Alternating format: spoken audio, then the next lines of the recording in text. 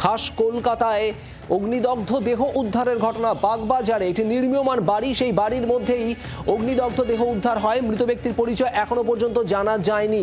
এই রহস্য মৃত্যুর ঠিক কি কারণ, কিভাবে মৃত্যু এই ব্যক্তির, সেটাও স্পষ্ট নয়। বাগবাজার এলাকায় এই রহস্য মৃত্যু দেহ উদ্ধারের ঘটনা।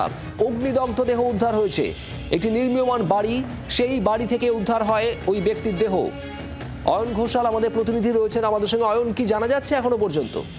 দেখো, এখনো পর্যন্ত যেটা জানা যাচ্ছে সেটা হচ্ছে 9 নম্বর নিবেদিতা রোড, যেটা হচ্ছে গিরিশ ঘোষের যে বাড়ি রয়েছে বাগবাজারে, তার ঠিক উল্টো দিকের গলি, যেটা শ্যামপুকুর থানার আন্ডারে পড়ে।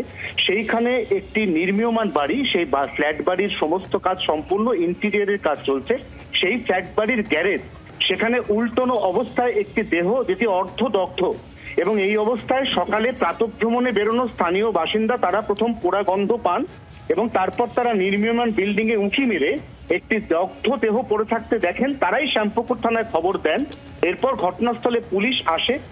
দেহ থেকে তখনও ধোঁয়া বেরোচ্ছিল, অতএব পুলিশ দমকলকে খবর দেয়। পুলিশ এবং দমকলের যৌথ প্রচেষ্টায় কিছুক্ষণ আগে দেহ উদ্ধার করে ময়না তদন্তে পাঠানো হয়েছে বলে খবর। অয়ন, ধন্যবাদ। বাংলার আওয়াজ, বাঙালির আবেগ, জি 24 ঘন্টা।